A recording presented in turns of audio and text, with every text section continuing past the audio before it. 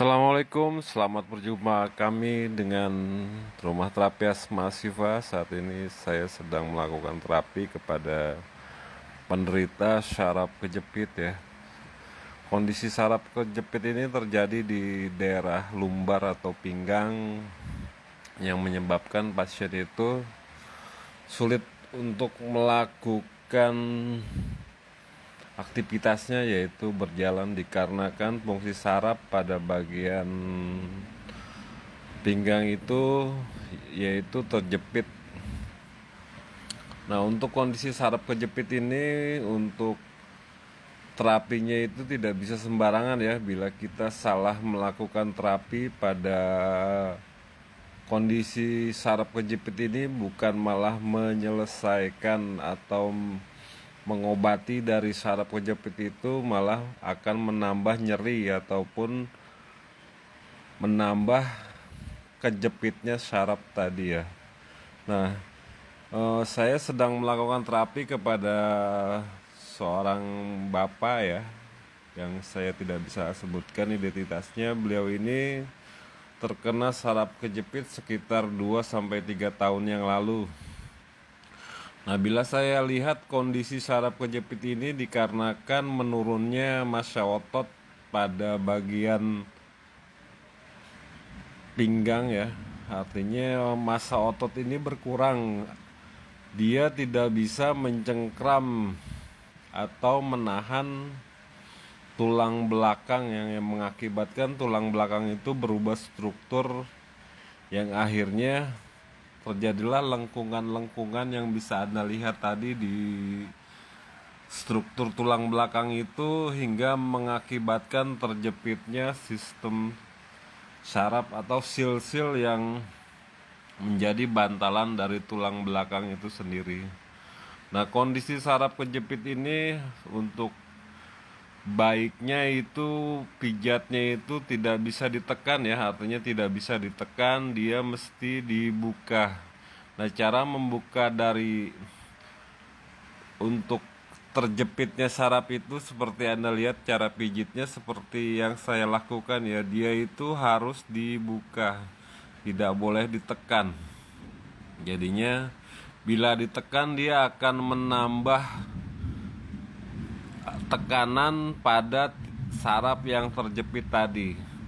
Nah, untuk baiknya dalam melakukan terapi saraf kejepit ini, sebaiknya dilakukan pemanasan terlebih dahulu dengan metode kompres air panas ataupun melakukan uap pada bagian area-area yang memang kita perlukan ya. Pertama, dari fungsi uap itu sendiri adalah untuk melenturkan atau mengembalikan elastisitas otot yang terganggu, atau kompres air panas. Jadinya ketika seorang terjadi saraf kejepit itu tulang belakangnya itu menegang ya, hingga merubah struktur-struktur tulang belakang yang seperti ini menonjol. Dia itu menonjol itu karena berubahnya struktur tulang belakang. Nah, setelah saya terapi, alhamdulillah si bapak ini, setelah kita melakukan beberapa kali terapi, dia sudah bisa melakukan aktivitas berjalannya, dikarenakan sudah terjadi perubahan-perubahan pada titik yang memang kaku ketika dia berjalan ya. Karena ketika saraf kejepit itu, sarafnya tentu akan terganggu, saraf motorik maupun sensorik. Saraf motorik yaitu saraf yang berfungsi untuk menggerakkan otot-otot kita, dan saraf motorik itu adalah saraf atau saraf sensorik. Saraf rasa itu ya, seperti rasa sakit yang kita rasakan itu adalah saraf sensorik. Nah, baiknya untuk terapi saraf kejepit ini harus dilakukan dengan cara-cara yang benar, dengan kita mengerti struktur-struktur otot dan titik-titik yang memang harus kita pijat. Dan sangat tidak disarankan untuk terapi pijat atau saraf kejepit ini melakukan tekanan-tekanan kuat pada titik-titik area tertentu ya. Nah, saraf kejepit ini juga bisa terjadi karena kita terjatuh, terutama jatuh duduk yang mengakibatkan benturan pada tulang ekor. Nah, biasanya terjadi benturan tulang ekor ini akan mengakibatkan berubahnya struktur tulang belakang dan mengakibatkan tadi ya, bantalan-bantalan cincin saraf pada tulang belakang itu terjepit, maka itulah yang disebut saraf kejepit. Nah, untuk saraf kejepit ini bisa melakukan beberapa sesi terapi. Yang pertama yang biasa saya lakukan adalah terapi termoterapi, yaitu terapi panas lembab untuk mengembalikan elastisitas, melancarkan peredaran darah, itu dengan cara mengompres atau menguap, atau yang bisa kita sebut itu mandi uap ya.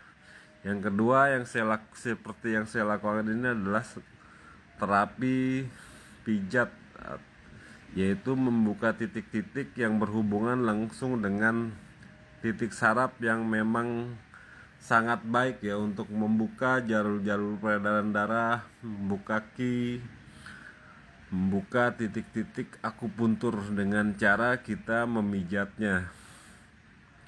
Yang ketiga itu yang biasa kita lakukan adalah dengan terapi listrik. Terapi listrik ini seperti yang saya lakukan di video-video yang lalu, yaitu mengalirkan energi listrik kepada tubuh pasien dengan metode ya, si terapi itu mengalirkan energi listriknya melalui tubuhnya atau tangannya ya, kepada titik-titik yang memang sangat vital. Nah, terapi listrik ini mampu menggerakkan saraf-saraf motorik secara mandiri atau tanpa diperintah. Ketika kita melakukan melakukan terapi listrik ini, dia akan bisa bergerak sendiri. Kenapa bisa bergerak sendiri? Karena terapi listrik itu sama seperti energi pada tubuh manusia, yaitu terapi